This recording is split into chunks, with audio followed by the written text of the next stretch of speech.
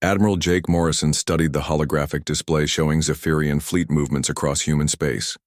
The aliens had reinforced their invasion force to over 800 ships and were pushing deeper into human territory, capturing 3 more mining colonies and 2 agricultural worlds. To most observers, it looked like humanity was losing the war badly. But Jake saw something different in the tactical reports. Every Zephyrian victory was costing them more ships than the previous battle. The aliens were winning, but they were bleeding resources and warriors at a rate that could not continue forever. Initiate the long game protocol, Jake ordered his staff officers. Begin Phase 1 immediately. The long game was a strategy that Jake had developed during the colonial wars when human settlements fought each other over territory and resources. Sometimes the best way to win was to appear to be losing, while secretly preparing for a devastating counterattack. Engineer Katie Bell worked around the clock in her laboratory aboard the research vessel UES Discovery. Dr. Helen Carter's discovery about sonic frequencies had given Katie the foundation for an entirely new type of weapon, but perfecting the technology required precise calculations and careful testing. The problem is power, Katie explained to her team of scientists and technicians. We know the exact frequency that shatters their crystal hulls, but generating enough energy to broadcast it over combat distances requires more power than our current systems can provide. Her assistant, Dr. Rick Johnson, suggested using the fusion reactors from decommissioned mining equipment.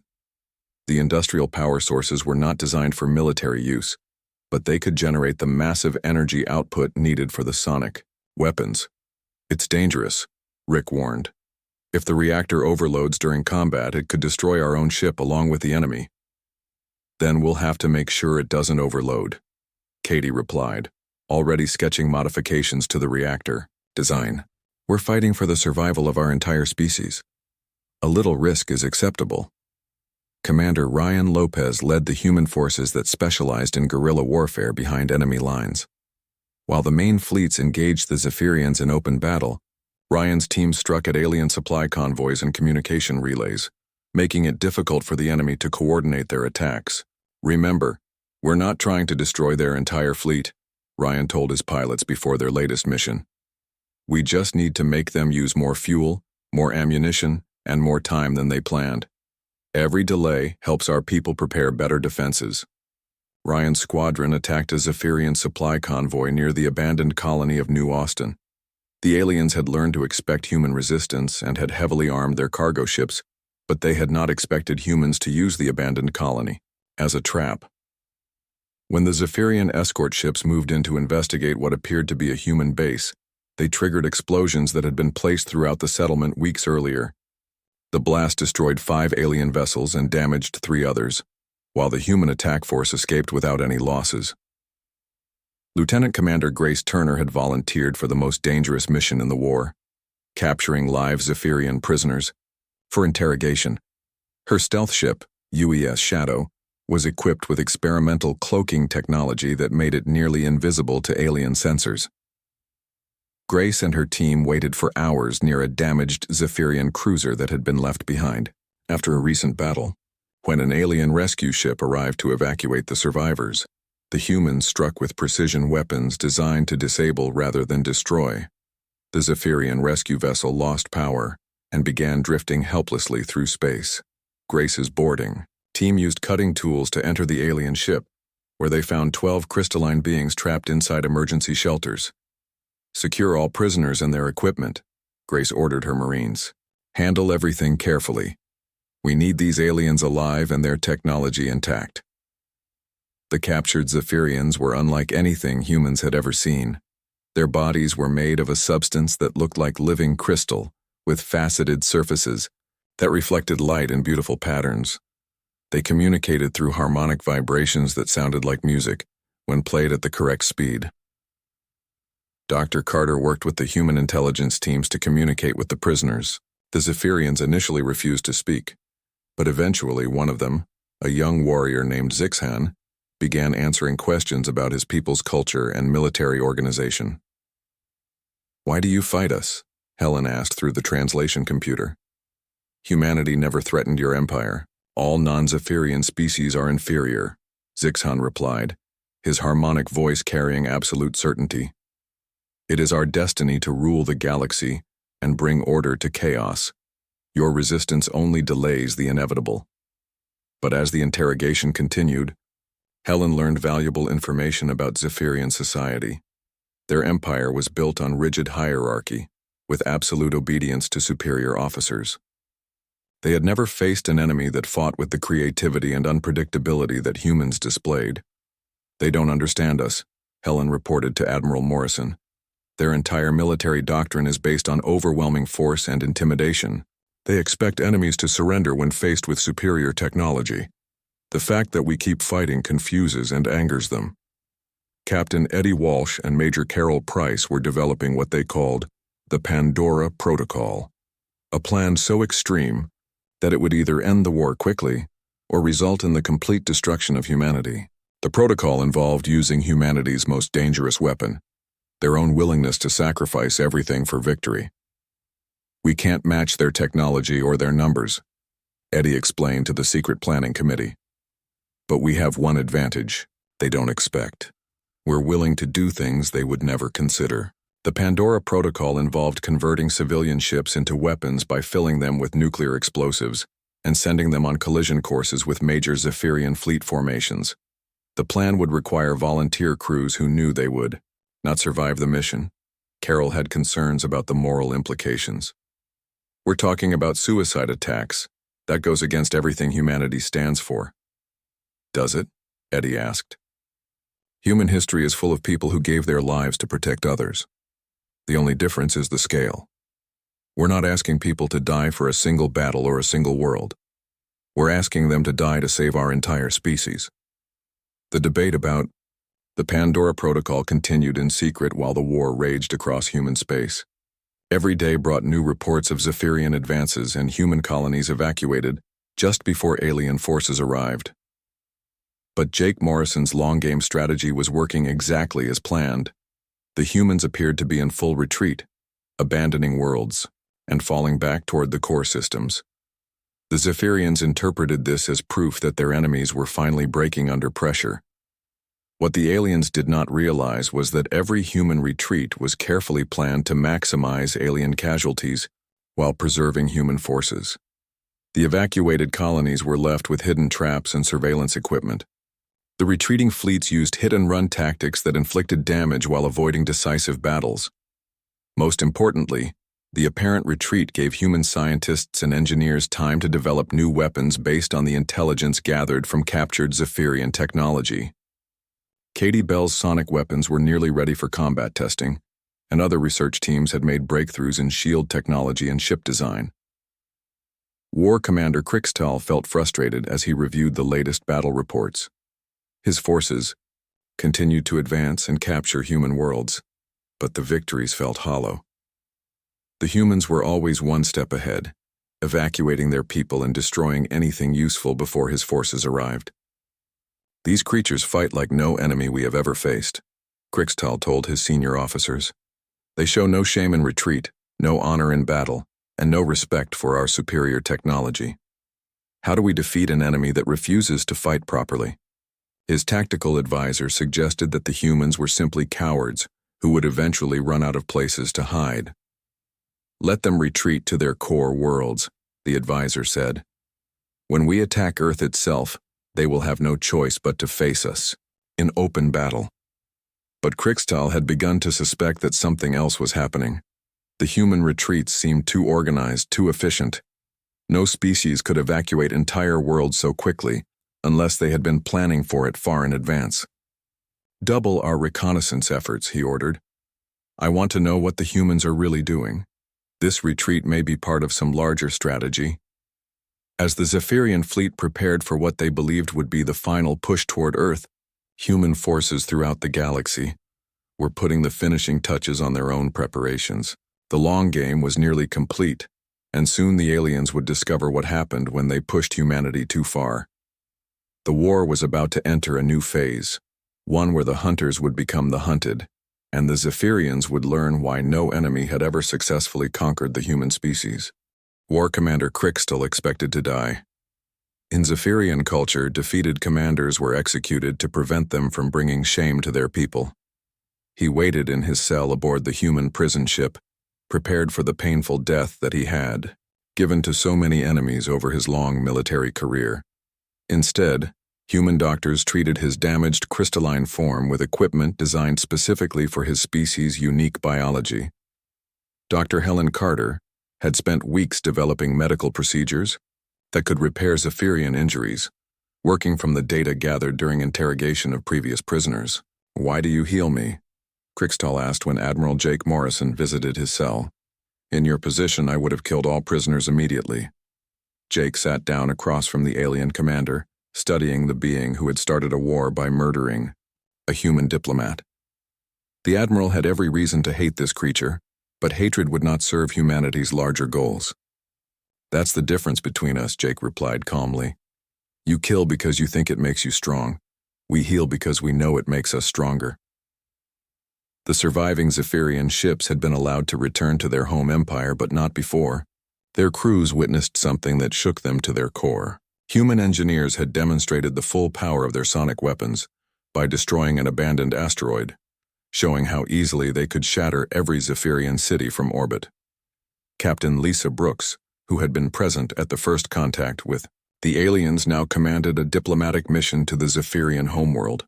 Her ship, UES Pioneer, carried not weapons but something far more powerful, a complete recording of everything the Zephyrians had done during their invasion of human space. "The galaxy needs to see what really happened," Lisa told her crew as they approached the crystal cities of the Zephyrian capital world. "Not the propaganda version that their government will spread, but the truth about who started this war and how it ended." The Zephyrian Empire was in chaos.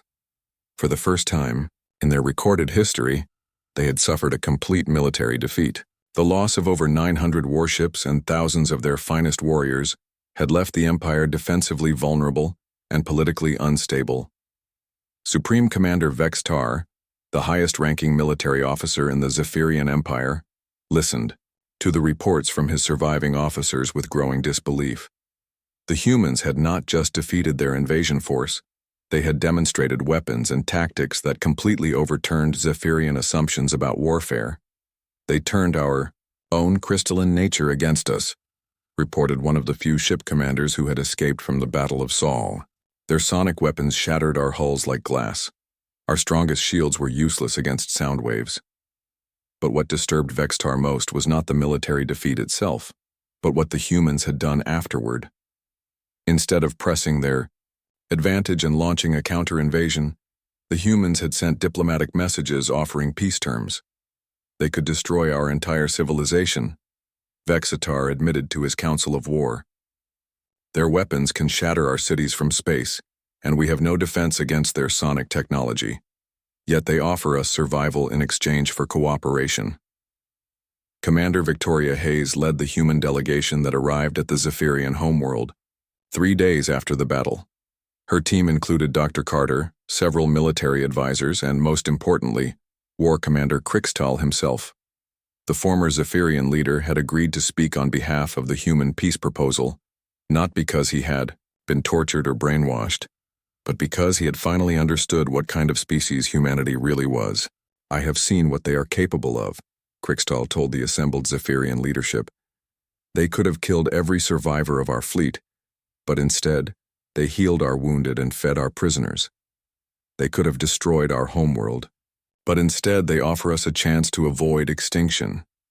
The peace terms were simple but comprehensive. The Zephyrian Empire would never again attack humans or any species under human protection. In exchange, humanity would share defensive technologies and medical advances that could benefit both civilizations. Most importantly, the Zephyrians would help spread word throughout the galaxy about what had happened when they challenged humanity. Any other aggressive species would know exactly what to expect if they made the same mistake. Supreme Commander Vexitar had little choice but to accept the terms. His empire was militarily broken and could not survive a prolonged war against an enemy that seemed to grow stronger with every battle. "We accept your conditions," he told Commander Hayes during the formal peace ceremony. "But I must ask, why do you show mercy to those who would have destroyed you?" Victoria had been expecting this question. She had asked herself the same thing during the long journey to the Zephyrian homeworld. Because destruction is easy, she answered. Any species with enough weapons can destroy their enemies, but it takes real strength to turn enemies into allies. That's what makes us human. The peace treaty was signed in the same location where War Commander Krixtal had first announced his intention to conquer humanity. The irony was not lost on anyone present, especially the Zephyrian civilians who watched the ceremony through their global communication networks. Katie Bell and her engineering team worked with Zephyrian scientists to develop defensive sonic weapons that could protect crystal-based civilizations from similar attacks. The technology was freely shared, with the understanding that it would never be used aggressively against other species. This is how peace should work, Katie explained to her new Zephyrian colleagues. Not through fear or domination, but through mutual benefit and shared knowledge. News of the Zephyrian defeat spread quickly through the galaxy's various communication networks. Species that had been planning their own expansion campaign suddenly began reconsidering their strategies. If the mighty Zephyrian Empire could be so thoroughly defeated, what chance did smaller civilizations have against humanity? The Corvani hegemony, which controlled 12 star systems near human space, immediately sent diplomatic messages requesting trade agreements and mutual defense pacts. The Stellar Brotherhood, a loose alliance of nomadic peoples, offered to share information about galactic politics in exchange for protection from more aggressive neighbors. General Frank Thompson, now serving as humanity's military liaison with friendly alien species, found himself busier than he had ever been during the war. Every week brought new requests for alliance, trade agreements, or simply non-aggression pacts with the human government. It's ironic, Frank told Admiral Morrison during one of their regular strategy meetings. We spent months preparing to fight a war for our survival, and now we're spending even more time managing the peace. Commander Ryan Lopez had been assigned to establish humanity's first interstellar intelligence service. His job was to monitor the galaxy for potential threats and ensure that no other species was planning an attack on human territory. The Zephyrian defeat has bought us time, Ryan reported to the Human Leadership Council, but it's also made us a target for any species that sees us as a threat to their own expansion plans. We need to be ready for future challenges. 10 years after the end of the Zephyrian War, Admiral Morrison visited the crystal cities of the former enemy homeworld as an honored guest. The planet had been transformed from a military fortress into a center of scientific research and cultural exchange. War Commander Krixtal, now serving as an ambassador for interspecies cooperation, met his former enemy at the spaceport. The Zephyrian's crystal form had healed completely, but his attitude toward humans had changed permanently. I have been thinking about our first conversation, Krixtal told Jake as they walked through the bustling streets of the capital city. You said that healing makes you stronger than killing. I did not understand what you meant at the time. Jake nodded, watching human and Zephyrian children playing together in a park that had once been a military training ground. And now? Now, I see the wisdom in your words, Krixtal replied. Our empire conquered 12 species over 1,000 years, but we gained nothing except territory and slaves. You defeated us in a single year, but you gained allies and friends. Which approach has created more strength? The question was rhetorical, but Jake answered it anyway. The strongest civilizations are not those that can destroy their enemies. They are those that can transform their enemies into partners. As news of the human-Zephyrian alliance spread throughout the galaxy, aggressive species began to reconsider their expansion plans. The message was clear. Attacking humanity would not result in conquest or easy victory. It would result in either destruction or transformation into something better. The galaxy had learned a new rule of warfare. No enemy returns after challenging humans. Some are destroyed in battle, but most are changed into allies who help spread the word about what humanity is truly capable of. Years later, when young Zephyrian students learned about the war with humanity, they were taught not just about the military defeat, but about what came afterward. They learned that the strongest species in the galaxy was not the one with the best weapons, but the one with the wisdom to turn weapons into tools for building peace.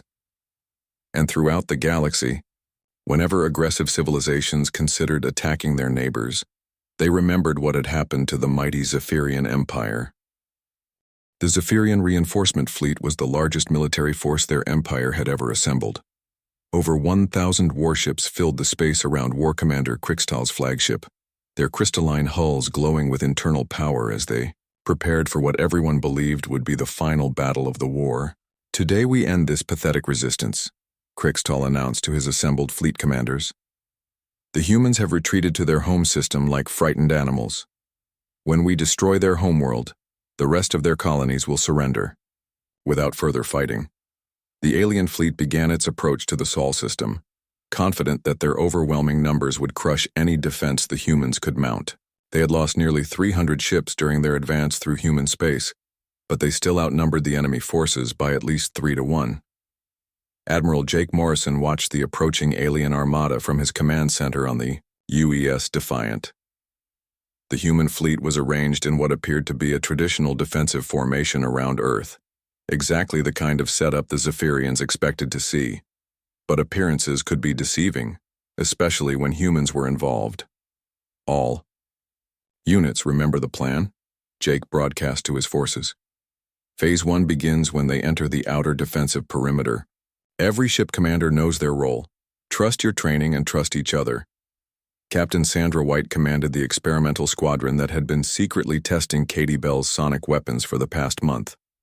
Her ships looked damaged and barely functional, with hull plates hanging loose and engines that seemed to sputter unreliably. The Zephyrians would see them as easy targets, which was exactly what Jake wanted. The battle began at 800 hours ship time, when the leading edge of the Zephyrian fleet engaged the outer ring of human defense platforms. The aliens opened fire, with their plasma cannons expecting to sweep aside the human positions with overwhelming force. For the first few minutes, the battle went exactly as the Zephyrians expected.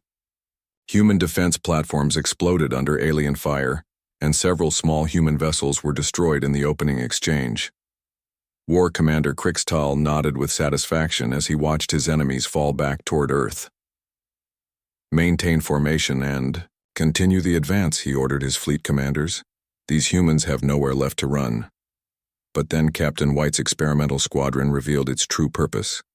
The ships that had appeared damaged suddenly came alive with power, their weapons systems charging with energy levels that shocked the Zephyrian sensors. The sonic weapons that Katie Bell had perfected fired for the first time in major combat.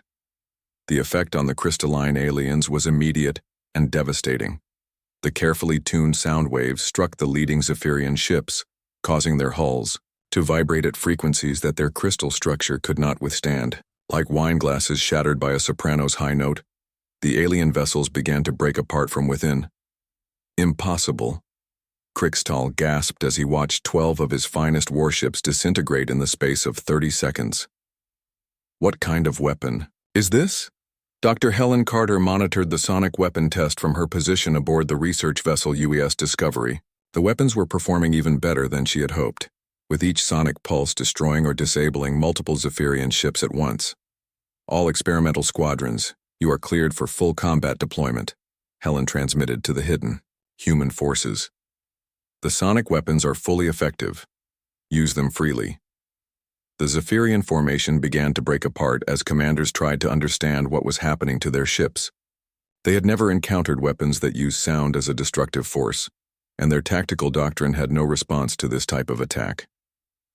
War Commander Krixtal ordered his fleet to spread out and attack from multiple directions, hoping to overwhelm the human sonic weapons with sheer numbers. It was a reasonable tactical decision, but it played directly into Admiral Morrison's hands. "Phase 2. Execute now," Jake commanded. Across the Sol system, human forces that the Zephyrians thought were destroyed suddenly revealed themselves. The asteroids that seemed empty of life erupted with weapons fire as hidden bases activated their guns. Ships that appeared to be debris powered up their engines and joined the battle. Commander Ryan Lopez emerged from behind Jupiter's largest moon with a fleet of ships that had been hiding there for weeks. His force struck the rear of the Zephyrian formation, catching the aliens completely by surprise and destroying dozens of ships before they could react. "This is for New Denver," Ryan transmitted as his flagship's railguns punched through the hull of a Zephyrian cruiser.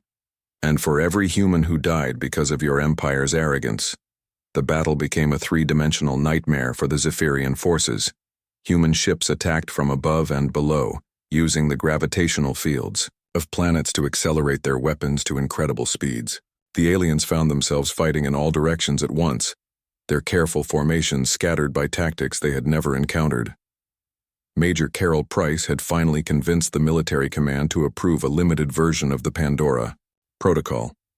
20 human volunteers had modified their ships to carry massive explosive charges, planning to ram critical Zephyrian vessels in coordinated suicide attacks. "Remember, we're not throwing our lives away," Carol told her volunteer pilots. "We're investing them in humanity's future. Make every sacrifice count." The suicide ships struck 5 of the largest Zephyrian vessels simultaneously, their explosions bright enough to be seen from Earth's surface. Each blast took out not just the target ship, but also several nearby vessels, causing chaos throughout the alien fleet. Lieutenant Commander Grace Turner used the confusion to lead a boarding assault on War Commander Krikstal's flagship. Her Marines had trained for months to fight inside Zephyrian ships, learning how to move through environments designed for crystalline beings rather than humans. "Secure the command center and capture their leader alive," Grace ordered her assault teams. "We need him for intelligence purposes." The fighting inside the alien flagship was brutal and close quarters, with human Marines using sonic grenades to shatter Zephyrian warriors and alien defenders firing plasma weapons that could melt through human armor. Grace's team fought their way through deck after deck of crystalline corridors, leaving a trail of shattered alien bodies behind them. Captain Eddie Walsh commanded the human fleet's reserve forces, which had been hidden throughout the outer solar system for exactly this moment. His ships used cloaking technology and careful positioning to avoid detection, waiting for the perfect moment to strike. "All reserve units, attack pattern Omega," Eddie broadcast as his forces revealed themselves behind the main Zephyrian fleet. "Hit them where they're weakest and don't give them time to reorganize." The reserve attack was the final blow that broke the Zephyrian formation completely. Caught between multiple human forces and taking massive casualties from the sonic weapons, the alien fleet began to fall apart. Individual ships tried to escape, but human pursuit squadrons hunted them down with ruthless efficiency. War Commander Krikstal found himself trapped on his own bridge as human Marines fought their way through his flagship. His crystalline warriors were falling back on all fronts, unable to counter the aliens' sonic weapons and close combat tactics. "How is this possible?" he demanded of his surviving officers. "These creatures were supposed to be primitive and weak. How did they develop weapons that can destroy our ships so easily?" His tactical advisor, wounded and barely able to stand, gave him the bitter truth. "Commander, we have been fighting them for months, but they have been studying us for much longer. Every battle gave them more information about our technology and tactics. They used our own overconfidence against us." Grace Turner finally reached the Zephyrian Command Center, where she found War Commander Krikstal standing alone among the bodies of his fallen officers. The alien commander's crystalline form was cracked and damaged, but his eyes still burned with defiance. "I will not surrender to inferior beings," Krikstal declared, raising a plasma weapon toward the human Marines. "Then you'll die for nothing," Grace replied, signaling her soldiers to fire their sonic weapons at minimum power. The sound waves struck Krikstal's crystal form, causing hairline fractures to appear across his surface. The alien commander collapsed, alive but unable to move as his damaged body began to repair itself slowly. The Battle of Sol lasted 18 hours from first contact to final surrender. When it ended, fewer than 50 Zephyrian ships remained out of the 1,000 that had entered the system. The human fleet had taken significant casualties, but they had achieved something that many thought impossible. They had completely defeated a technologically superior enemy through tactics, determination, and the willingness to adapt. Admiral Morrison stood on his damaged bridge, looking at the debris field that had once been the mighty Zephyrian invasion fleet. Around him, his officers were coordinating rescue operations and damage assessment, but Jake was thinking about the larger implications of their victory. "Sir, what are your orders regarding the surviving alien forces?" asked his communications. Officer Jake considered the question carefully. The easy answer would be to destroy the remaining Zephyrian ships and eliminate any future threat. But humans had not fought this war just to become conquerors themselves. War Commander Krickstall felt satisfied as he watched his massive fleet move through space toward human territory. 500 Zephyrian warships followed his flagship, each one armed with weapons that could destroy entire cities. The crystalline beings inside these ships shared their commander's confidence that this would be the shortest war in galactic history. The soft flesh creatures will break like glass under our might, Krickstall told his officers as they studied maps of human space. Their primitive weapons cannot penetrate our shields, and their weak bodies cannot survive our plasma fire. We will be home celebrating victory before the next moon cycle. The Zephyrians had conquered 12 different species over the past 1,000 years. Each conquest had been easier than the last, as word of their power spread and enemies surrendered without fighting. They expected humans to do the same once they saw the overwhelming force heading toward their worlds. The first target was New Denver, a mining colony built around a red dwarf star. The humans had chosen this world because its asteroid belt contained rare metals needed for their ships and cities.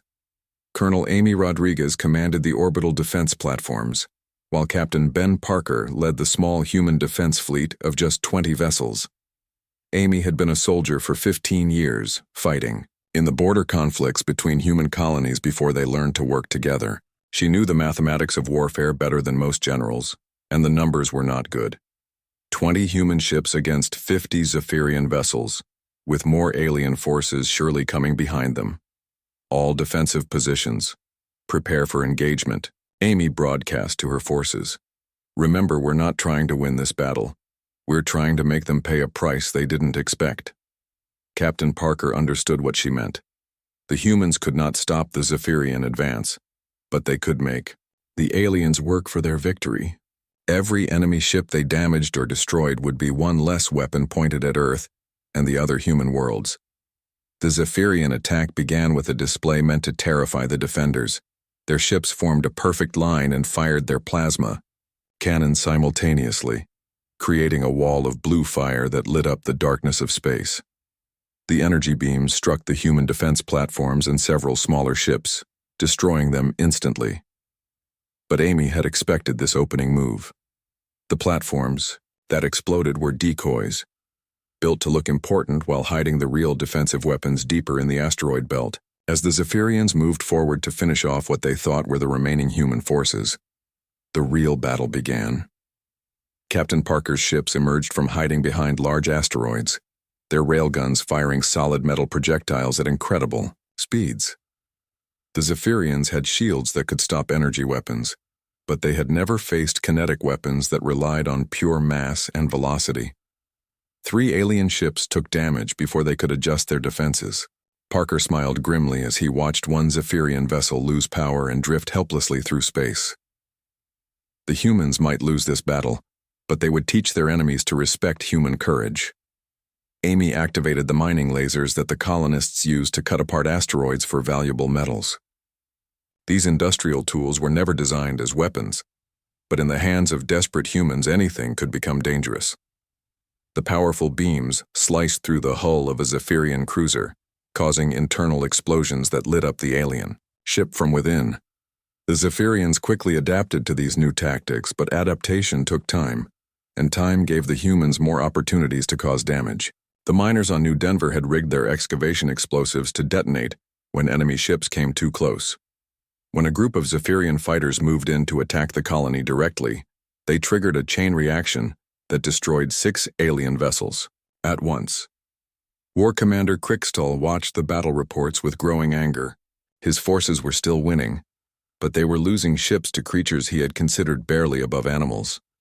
The humans fought with a creativity and desperation that he had never encountered in previous conquests. "They fight like cornered beasts," one of his officers reported. "They show no fear of death and use weapons we did not know they possessed." "Impossible," Krickstall replied. But even as he spoke, another Zephyrian ship exploded under human fire. "Increase the assault. Destroy everything that moves." Dr. Helen Carter was not a soldier, but she watched the battle from her research station, in orbit around New Denver's moon. As the human fleet's chief scientist specializing in alien life, she was recording everything the Zephyrians did, looking for weaknesses that could be exploited in future battles. What she discovered changed everything. The Zephyrian ships and their crews were based on crystalline structures, similar to the way humans used carbon and metals. But crystals had a fatal weakness that Helen recognized from her physics training. They could be shattered by sound waves, at exactly the right frequency. "Colonel Rodriguez, I need you to try something," Helen transmitted to the orbital defenses. "Adjust your communications array to broadcast on frequency 847.3 terahertz. Aim it directly at the nearest Zephyrian ship." Amy had learned to trust her scientist during her years of military service. Without questioning the order, she directed one of her remaining communication towers to send out the specified frequency. The result was immediate and devastating. The targeted Zephyrian ship began to vibrate, its crystalline hull resonating with the sound waves. Within seconds, cracks appeared across its surface, spreading like a spider web, until the entire vessel shattered like glass hit by a hammer. The alien crew died instantly as their ship broke apart around them. "Helen, what did you just do?" Amy asked in amazement. "Physics," Helen replied, already working to refine the frequency. "Their entire technology is based on crystal structures. If we can hit them with the right sound waves, we can turn their own ships into weapons against them." The battle for New Denver continued for 6 more hours, but now the humans had hope. They could not save the colony, but they had found a way to hurt the supposedly invincible Zephyrians. By the time Colonel Rodriguez ordered the evacuation, 30 alien ships had been destroyed or damaged beyond repair.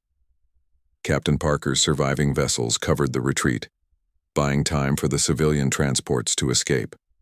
His own ship, damaged and running low on ammunition, made one final attack run against the Zephyrian flagship. The human vessel was destroyed, but not before its ramming attack damaged Krixtal's ship and killed dozens of alien crew members.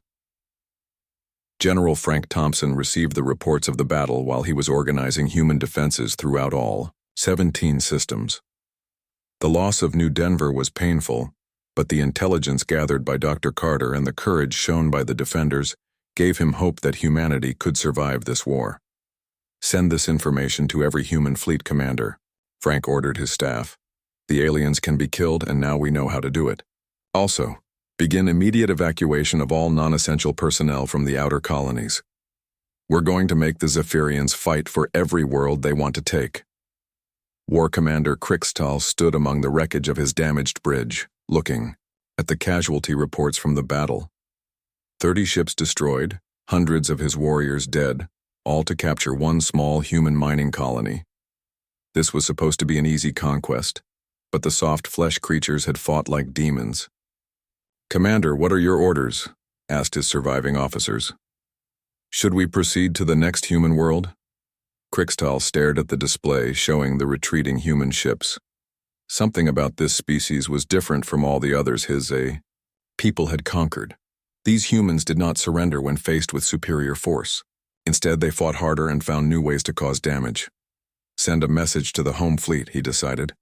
"Request immediate reinforcements. Double the number of ships in this assault force. These humans are more dangerous than we anticipated." As the Zephyrian fleet began moving toward the next human system, none of them noticed the small probe that had been quietly recording everything from a hiding place in the asteroid belt. The device transmitted its data back to human space, carrying detailed information about alien ship designs, weapons, and most importantly, their tactical formations. The war had begun with a human defeat, but it had also begun with the aliens, learning their first lesson about fighting humanity. Humans did not give up easily, and every battle would teach them something new about their enemies.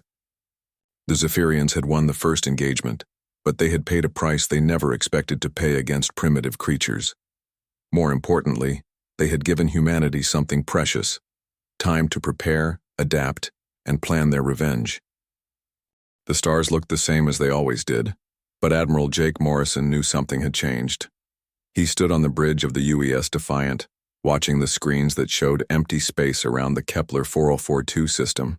His crew had been exploring this area for 3 months now, mapping new worlds and looking for places where humans could build new homes. Jake had spent 20 years in space, but he had never seen anything like what appeared on his sensors that morning. The objects were too big to be asteroids and moved in patterns that seemed planned. His science officer, Lieutenant Kelly Brown, ran the numbers 3 times before she believed what she was seeing. "Admiral, those ships are at least twice the size of our biggest vessels," Kelly said, her voice tight with worry, "and there are 50 of them moving toward us in perfect formation." Jake nodded slowly. Humans had spread across 17 different star systems over the past century, but they had never met another species that could travel between the stars. Every world they found was empty of intelligent life, or so they thought until now. Captain Lisa Brooks commanded the exploration ship UES Pioneer, which was stationed near the 4th planet in the system. She was collecting samples from the planet's rings when her communications officer picked up the strange signals. The sounds were unlike anything in human databases, full of clicks and harsh tones that seemed almost angry. "Captain, I think they're trying to talk to us," said Communications Officer Steve Walsh, adjusting his equipment to get a clearer signal. The patterns repeat every few minutes, like they're sending the same message over and over. Lisa had joined the exploration service because she wanted to discover new things, but she never imagined she would be the first human to hear alien voices. She ordered Steve to record everything and send copies to Admiral Morrison on the Defiant. The alien ships moved closer, and Jake could see them clearly now through the long-range cameras. They looked like they were made of crystal and metal, with surfaces that reflected light in strange ways.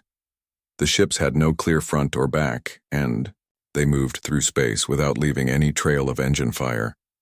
Dr. Peter Hamilton was the best diplomat the human fleet had. He had solved conflicts between different human colonies and helped write the peace treaties that kept the 17 systems working together. When Jake called him to the bridge, Peter was already thinking about how to make contact with these new beings. "We should try basic mathematics first," Peter suggested, studying the alien ships on the main screen. "Every intelligent species should understand simple numbers and patterns. If that works, we can move to more complex ideas." Jake agreed and ordered his communications team to send simple counting sequences toward the alien fleet.